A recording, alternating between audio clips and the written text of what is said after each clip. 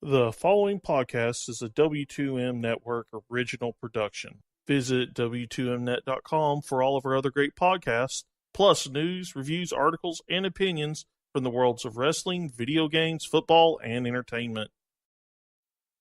Let's go! What's that?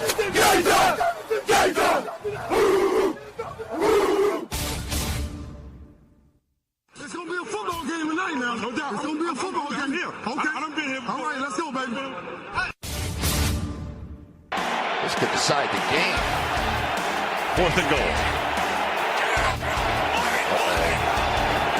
And they're going to snap it, and it's Trey Burton who throws, caught. Foles, touchdown.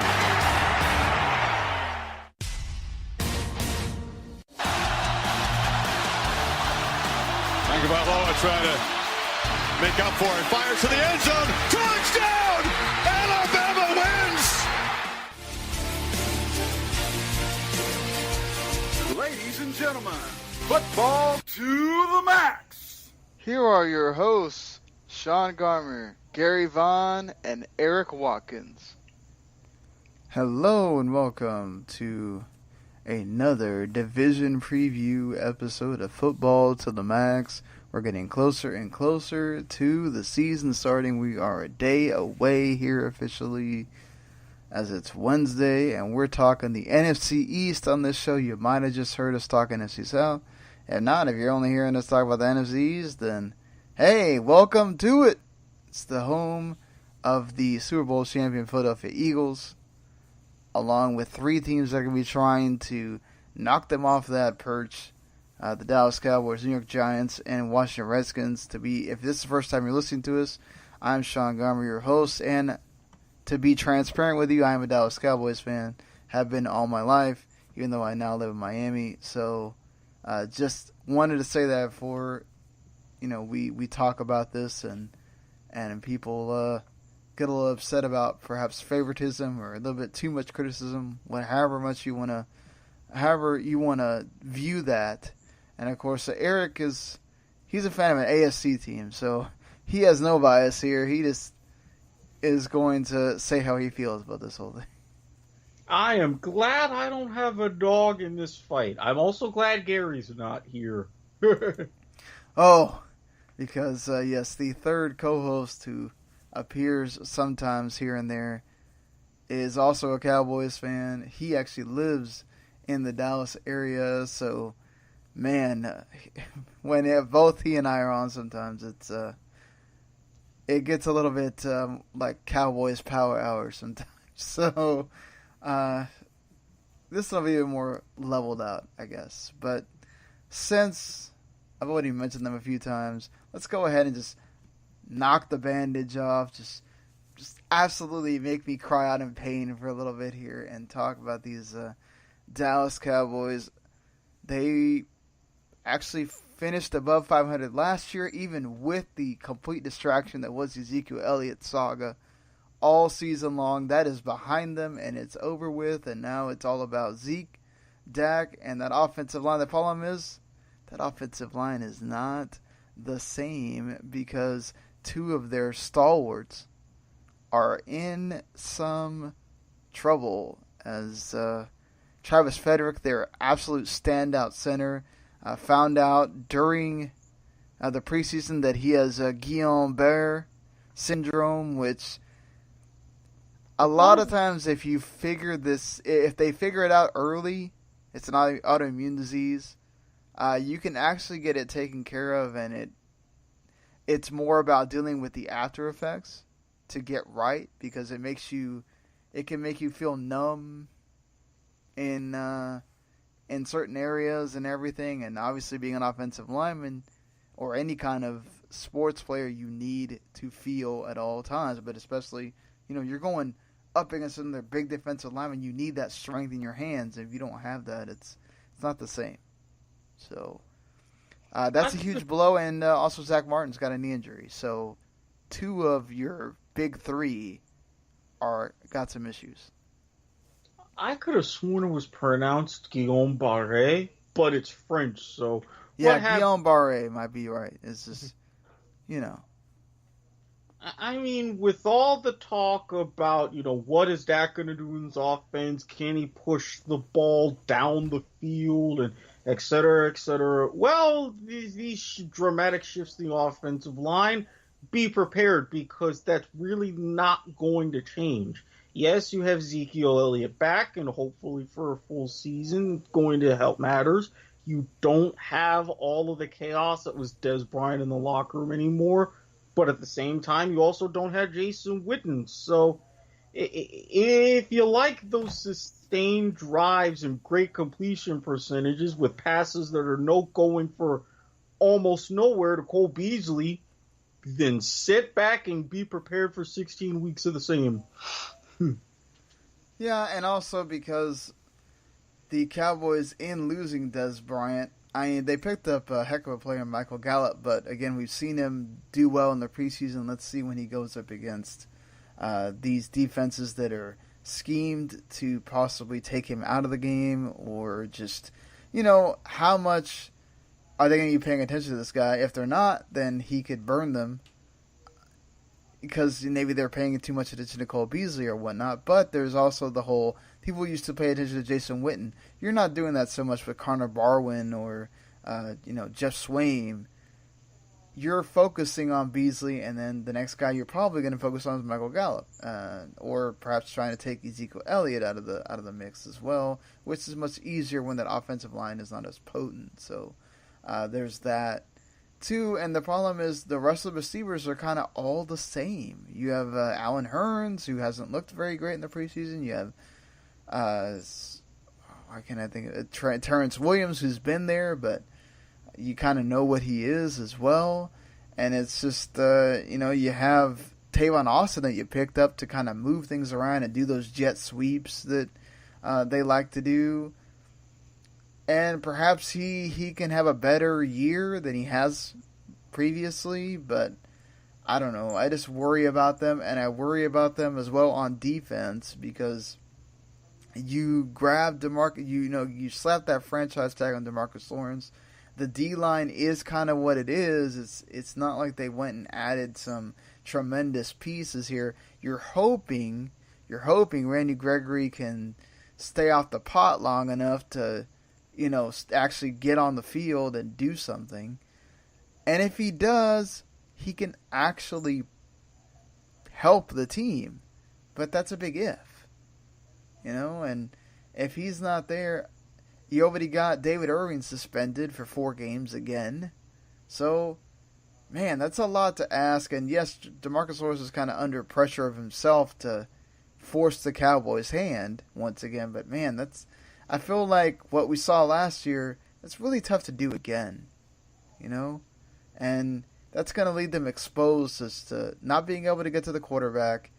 And It puts a lot more pressure on the rest of that defense.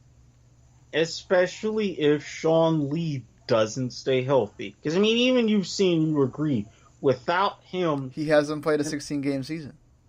Yeah, and without him, you admit, your defense is a little bit... Mm-hmm. And oh, by the way, look at the kind of offenses you're going to be facing. You caught a bit of a break by getting a close to a last-place schedule the last year or so, but now, it's not friendly. Not anywhere near as friendly. No, it's not. And even in the division, it's not. So, you bring in and you add Leighton Vander Esch, and he might work out fine. Jalen Smith is what he is.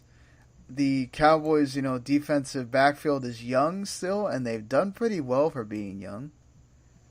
But it's just, you've got two teams for sure that you're looking up against in that division. And then the rest of the NFC that's absolutely stacked, and it's just, they've got problems at safety as well, which that's an issue in and of itself. And it's just, man, a lot of pressure on Dak to do more this year. And on Zeke as well, and it's just, that's 2 guys that are going to have to pull a lot of weight, especially without that offensive line, and it's just, man, it's really tough to see. You start off the year against the Panthers. It doesn't get any easier.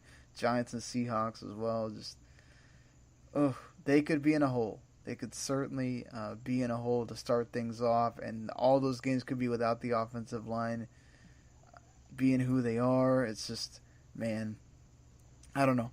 And, who's going to even sniff taking up the slack for Jason Witten? You don't even know. They certainly don't have that guy on the roster right now, so there's a lot to wonder about the Cowboys. If they're fighting for second, honestly, look, you got to be honest with yourself if you're a Cowboys fan. If they're fighting for second, if they're staying competitive with the Giants, I think you kind of have to say it's a good year. Unless the offensive line just comes back roaring, like Zach Martin gets better, and Travis Frederick can kind of cure himself of his ills, and they can get Zeke roaring again or whatnot, then maybe as the season goes on, feel better. But as the season's starting out, for me, I feel like if you're second and you're fighting and you're competitive and you're not like 0-4 or something like that, I think that's kind of a plus right now.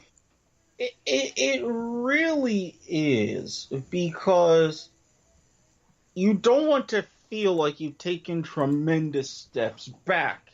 And for this division in particular, just about anybody can win it. And whoever wins it could be primed to make another run at an NFC Championship game. Who knows? So I think for Dallas, you do want to keep everybody in sight. Try to win as much as you can outside of your division, but do whatever it takes to get maybe 4 division wins, because that would be the key to unlocking, if not a playoff spot, then a pretty good seed. Yeah, and I think the other thing that's absolutely apparent out of this is how bad the Cowboys' depth is, and that's a problem for another day. As far as another reason why you shouldn't be owner and general manager, but hey, it is what it is with Jerry Jones. That's how they roll in Dallas, and it's how they rolled in Dallas for a long time now, and it ain't changing, folks. Just deal with it, is what Jerry would say. Just deal with it, is what it is. So I talked about fighting with the Giants in that second spot, and Odell Beckham got himself a heck of a contract extension. Got paid! Yeah, he got some money. And the thing is, it's not just on Odell, though. You got to worry about what Eli Manning is going to show up for the Giants this year. If he has another year like last year, ay Dios mío, worry about what's going to happen to the Giants here with Pat Shurmur coming in as a new coach. He decided not to go with a former quarterback of his with Teddy Bridgewater. The Giants could have tried to go get Bridgewater and have a good backup for Eli, but they didn't. So you got Eli again going for it after the whole debacle that was, the 2017 with Ben McAdoo and that BS. Hey, now, that he's about the only guy to rock slick back hair since Barry Melrose, okay? Give the man some credit, please. We gotta give him credit for that. I can. I mean, what? You actually want me to praise his acumen as a coach? That would be absurd. Oh, certainly not. Let's not go there. But I'm trying to be realistic here. You are. I give you a lot of credit for that. I will say, the thing that has plagued the Giants for years, though, is they've improved the offensive line, which helps Eli a ton. They already added weapons previously. So, you're bringing Evan Ingram. Odell got paid, so he can't complain anymore. Just go out there and play, dude. And You also got Sterling Shepard out there. I mean, he's got talent around him, and it's all about Eli going out there and give him another year of Eli. And the biggest change, perhaps, not just the offensive line, is going to get Saquon Barkley. And don't tell me you don't have a running back no more. Because if Saquon can't get through that line, there's something wrong happening. There's something wrong happening there. Yeah, and the thing is with Saquon Barkley, Pat Shurmur knows what he's going to do. He's going to limit Barkley's carries. You're not going to have him tote the rock 30, 35 times a game. It's going to be somewhere teens, probably low 20s. He's going to have some good runs on the perimeter, and he's going to rack up a lot of scrimmage yards. And also, with Odell Beckham, with Evan Ingram, for the first time, arguably since the first couple weeks of last season, Eli Manning has good, healthy receivers to throw to. Now, will they stay healthy this year? Question mark. But I think he's putting together one last season in him, go and do this, then hit the road. And I've got the Giants as one of those sneaky teams, because we all know what can happen once they get into the playoffs. Certainly, I would kind of disagree, though. Like, Saquon Barkley has the potential to be like another David Johnson type player where he can catch balls, catch, 100 catches and get multiple 100-yard games and everything else. Like, I feel like make sure you use Saquon and his full potential, get him out there, and use that to open up the field for Odell and Sterling Shepard and the other guys. Yeah, and that's why I say he's not going to be an exclusive runner, and that's why I say instead of like those 30 carries, he'll have about 20 carries, but he'll get potentially 30 touches. He is of that David Johnson, Christian McCaffrey mold to where you could see, even for his rookie year, 700, that's not out of the realm of reason. Yeah, and I mean, that defense is still one of the best in the entire league. Mm-hmm. Especially in the defensive backfield with Landon Collins and Norris Jenkins. You have Damon Harrison, Snacks Harrison, going out there and stopping things on the line. And it's still Olivier Vernon going out there and rushing that passer. No JPP, but I think they'll be all right even without him. And it's just, I feel like, again, this is a team, like you said, could be very, very sneaky. Mm-hmm. Imagine what they can go the right way. Yeah, imagine what they're going to be able to do with defensive linemen who can put all 10 fingers on the ground before a snap. Oh, God. Sorry, low-hanging fruit. You set me up for that one, and I'm like, I might as well. Thank you very much. Oh, don't come at me, JBB. It's all Eric. All Eric. Wait, what's my Twitter handle? At W2M Sean? Something like that. What? No. We'll see how that goes. No, definitely. The Giants are, again, I feel like they're going to be battling the Cowboys all year and perhaps even surpassing them, honestly. If that offense doesn't click right for the Cowboys, the Giants could very well go on a tear, especially if Eli is back to sort of being Eli. If Eli continues to sort of crumble, then you have to wonder where the Giants are going to be, even with Saquon going out there and getting 100-yard games and whatnot. But I feel like that decline was more towards how bad the offensive line has been, all the injuries last year, and still not having a running game. Just things were not working in Eli's favor at all. So No, I mean, lest we forget, we're only 2 years removed from an 11-5 season. Mm-hmm. That can happen again. No, you're not wrong. It could very well. And one of those reasons it could is because we kind of don't know what the Washington Redskins are.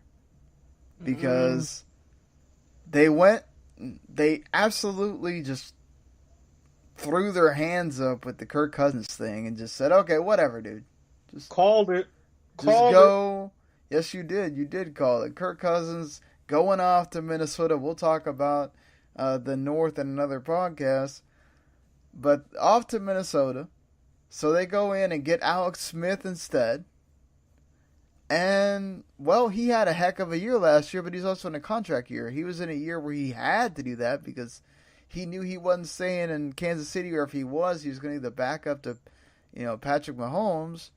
Mm-hmm. And he had to go out there and do what he did. And, of course, Andy Reid also facilitated that by driving the offense toward letting Alex Smith kind of throw the ball down the field and take advantage of Tyreek Hill and Travis Kelce and having Kareem Hunt go off the way he did. And the thing was, the Redskins sort of wanted to do that with Darius Geis and torn ACL in the first preseason game, and that already puts them behind the 8 ball. Now they did go pick up one Adrian Peterson. Do you think the 33-year-old AP still has it in him? I do. Do I think we're going to see MVP levels? Oh, hell no. Father Time is really taking a step out of that. But are we going to see, I wouldn't put him at 1,000, but a 900-yard season is pretty respectable. I mean, yes, Geis had the potential to get you more than that. He could have gotten, say, 1,000, maybe 1,100, but with Alex Smith and with this, everybody talks about what he had to do in Kansas City. Go back to, and I remember his early days in San Francisco where things were just miserable. But between Kansas City, between the Harbaugh days in San Francisco, you look at his career, he's won 60% of his games. You can't argue that. And with Jay Gruden, former quarterback, a guy who knows offense, he knows he's got a veteran guy to work with, and he will work with him. We saw what he did with Andy Dalton in Cincinnati. We see what he's been doing even with Kirk Cousins now. Are they primed to take that next step? No. But are they going to be a flaming batch of tires next to a landfill? No. No. And we have to remember, last year, they had times where almost their entire offensive line was incapacitated, making things extremely difficult for Kirk Cousins. And you hope the line is much better. You add getting Deron Payne in from the draft to help on the defensive side of things, which has been improving as the years have gone on. Still got Josh Norman out there to be a terrific corner for them. The defensive backfield is one of their biggest strengths, honestly. And yeah, just again, if the defense can work and keep things manageable for Alex Smith, and he can find his receivers, which he still has Josh Doxson out there as well, even though he hasn't been used that much in the preseason. I think Redskins could surprise, but they also have the same like the Giants, the same as the Cowboys, potential to be at the bottom. And if anybody, unfortunately, I do see them as closer to being the bottom because of what the other teams have done. Now, I'm putting Philadelphia as a wild card because now they're going to have that bit of a Super Bowl hangover, and their culture in their locker room has completely changed. But something about this Washington team between the front office and everything going on, it never fully sits right with me. And while they do have Alex Smith and there's some improvements, this is one of those years. I think everything is going to convalesce against them. It's going to be a little bit, in some ways, tragic, but this is just not good timing. Yeah, certainly. It's not. Again, they have terrific pieces. They added Paul Richardson as well to just absolutely stretch the field.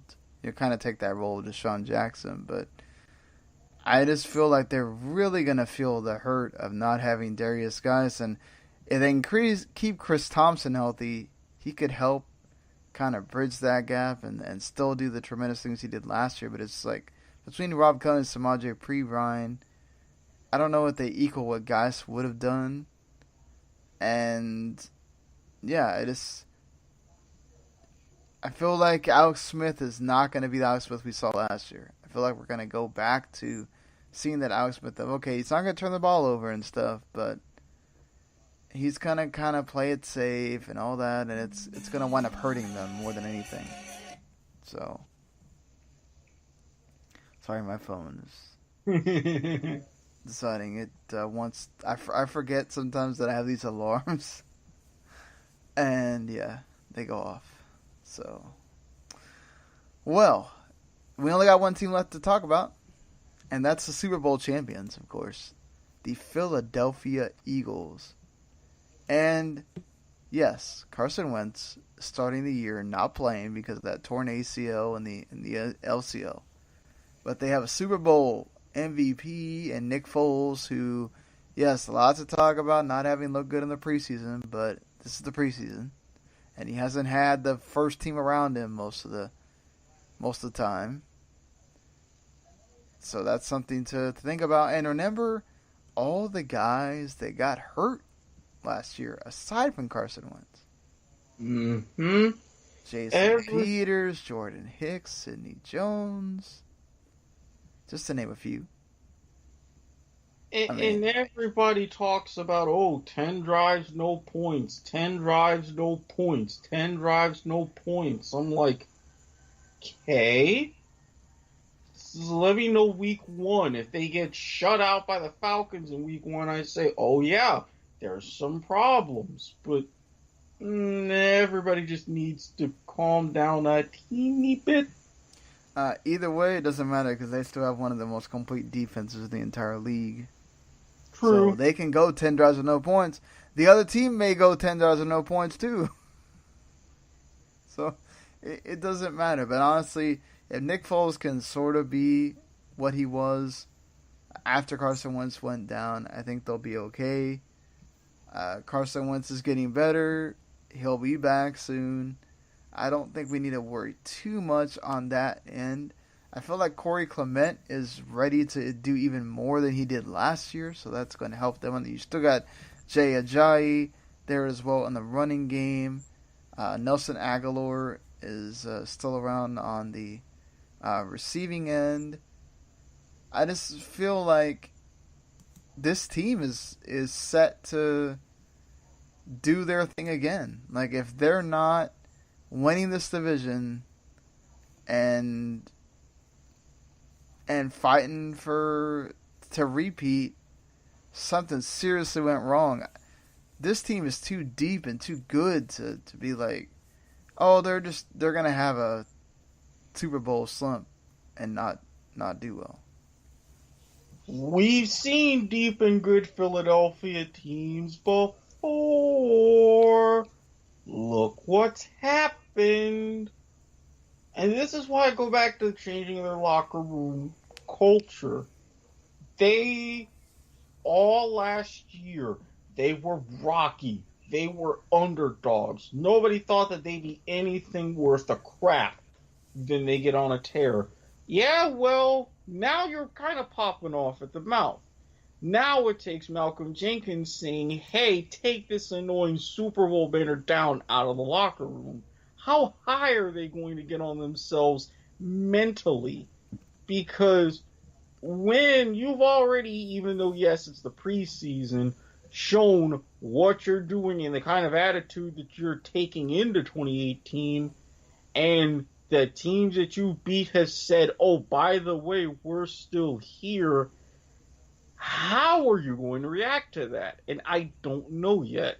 Do I think this team will contend in the division? Arguably, in my opinion, the best division in the NFL, and it will be for this season. Yeah, they will. But to say immediately, because they're the champs and because of all of this, that they're going to be in the fight, and if something goes wrong, they don't win the division. No, I'm not saying that.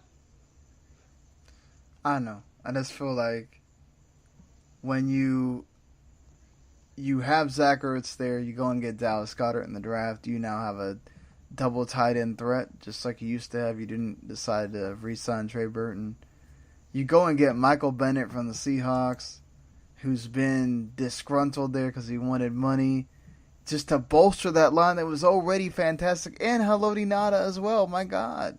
I mean, that line is going to be ridiculous. Don't forget Darren Sproles was out for a lot of the year as well. He gets to come back to that offense to add another dynamic to it. It's just, man, it's like they're so deep. They're so good. Just, I can't see it. I can't see it with this Eagles team of not going out there. Again, maybe Nick Foles has an absolute slump because it does come down to the quarterback.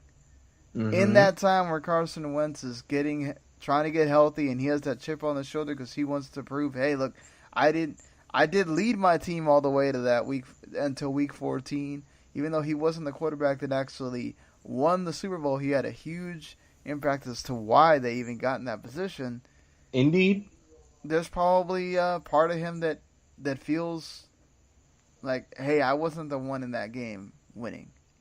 And he wants to prove that he's still Carson Wentz, the guy we saw last year. But until then, you have Nick Foles, who, until that playoff run, he was just a dude. He was just somebody that had his moment, and people thought he was washed up. Well, the fact that, again, even going into this season, he was contemplating retirement. Mm-hmm. That alone tells me everything I need to know. If you're going out and going on camping trips and what have you to try to get your head right about playing football, you know you're a bit of a journeyman. You know where you've been, and it's just things don't work. Now things finally have worked. How are you going to handle that? So physically, talent-wise, everything is there.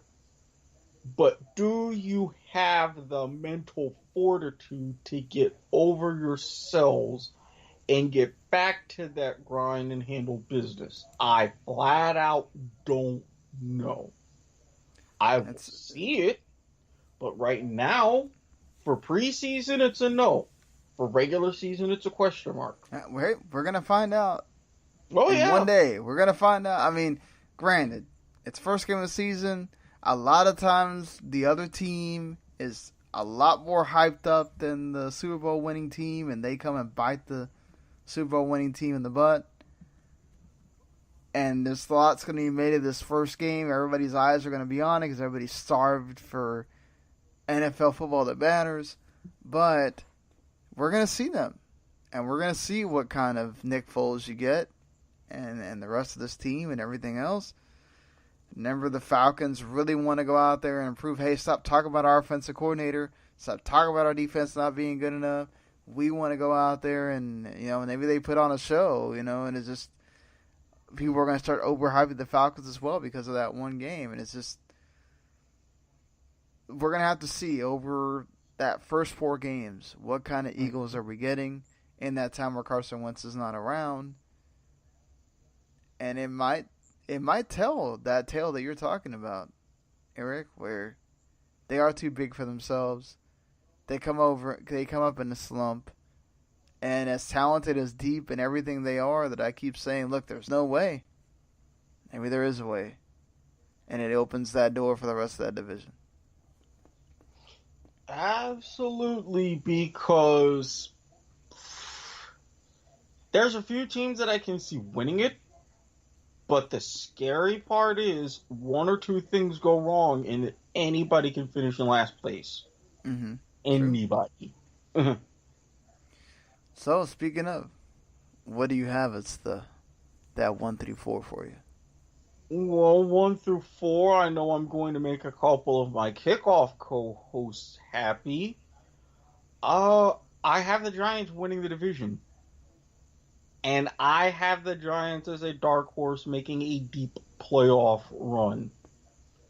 Something about this where, again, everything can gel at just the right time, like it has throughout very significant portions of Eli Manning's career, especially because this may wind up being his last season. As I said, 1 for the road. 2 and 3, I'm not fully decided on one way or the other. It's going to be between the Eagles and Cowboys. Whoever finishes in that second spot, they're going to be fighting for a wild card. They're going to be in it right with second place team in the South. Whoever misses out, I think it's going to just be last game of the season, probably last couple of plays, which I would be very curious as to see the Week 17 schedule, how that lines up. And I've got Washington in the cellar simply because the other teams in the division, while everybody's improved, the other teams in the division have improved more. And I'm hoping at some point, it's probably not the coach, probably not going to be the quarterback, but like I've said about a couple of organizations, there needs to be a shakeup at the front office. Snyder just needs to back away. We'll see if that's the case. I feel like this is hard to say because you've done a great job of convincing me that, man, there is a real potential here, especially with Nick Foles in this early part of the season. Even though we have seen Carson Wentz can work some miracles, he can galvanize that team like we talked about with Tampa Bay. Perhaps having to work from an 0-3 start, perhaps the Eagles have to work from the bottom again. And Carson Wentz has to be that lead dog and say, look, guys, Nick was going through his trouble, but we're here. I'm here. Let's do this. Let's be the Philadelphia Eagles. Let's be the freaking Super Bowl champs. And I feel like either way, whether they start 2-2, 0-4, 1-3, whatever, how many games it takes Carson Wentz to come back, I feel like by the time he comes back, with the talent on this team, all the veterans on the team, it's going to be too much for.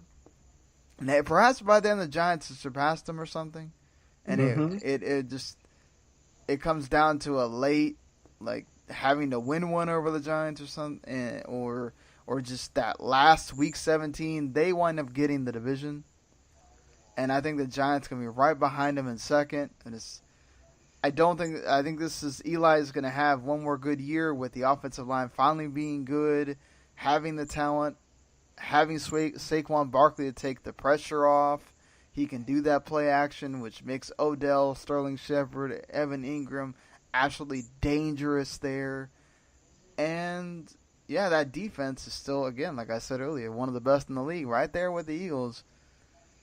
They're hard to contend with, and I feel like they're going to be there in second. I think the Cowboys I don't know what to make of how long Zach Martin and Travis Frederick are going to be out, and that's a huge blow. That's a huge blow that they're centered around the big three.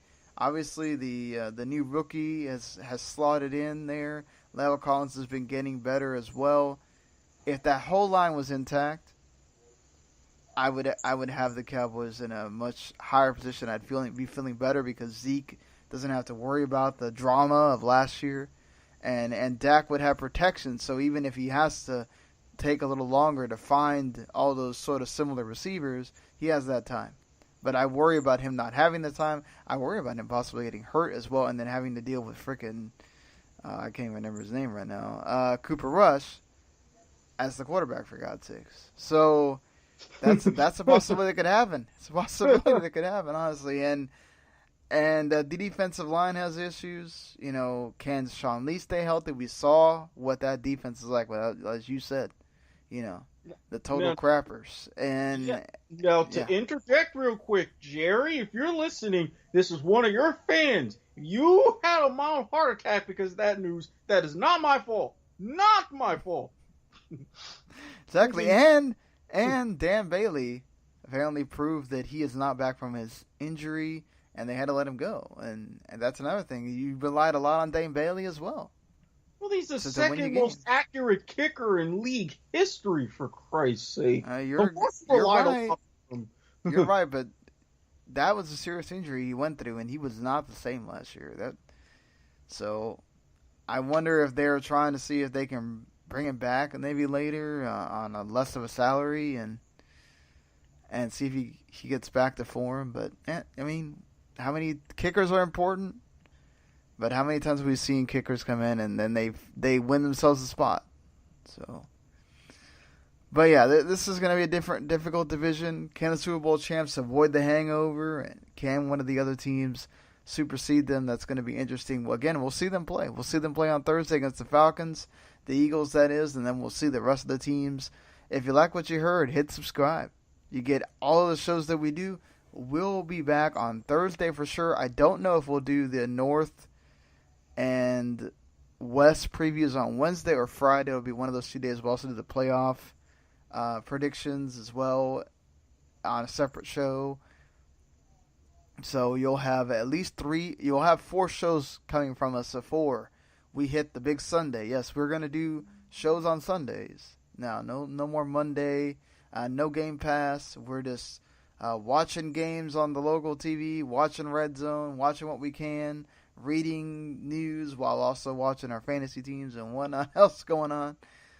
And we'll be doing a show that night after the Sunday Night Football game.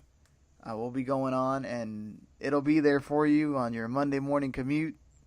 Listen to your wake up with football and hear what the reactions are and everything else. So that'll be fun for us to do. I'm excited to finally get to that. I'm excited to get to Thursday as well.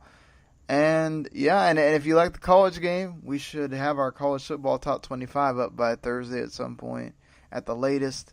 It's there for week 1, and hopefully we'll be continuing that throughout the season as well. Make sure you check out the kickoff, as they'll talk more college than we will here, and of course they'll talk NFL as well. Eric is one of the hosts on there too, so if you enjoy Eric's banter here, you'll get a lot more of that on the kickoff along with the other guys as well. And until then, hear from us next time. We'll see you later, everybody. The kickoff with 10% more homer this season. Peace.